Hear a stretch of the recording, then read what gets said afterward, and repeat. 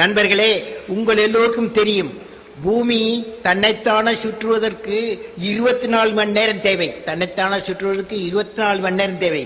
இதனால் இரவும் பகலும் உருவாகின்றன. ஒரு நாளில் 24 மணி நேரத்தில், அதாவது 1440 நிமிடங்கள், அதாவது 86,400 வினாடிகள் உள்ளன. பூமி சூரியனை ஒருமுறை சுற்றுவதற்கு 1 வருடமாகும். பூமி சூரியனை வள வரும்போது நம் வயதில் 1 வயது கூடுகிறது.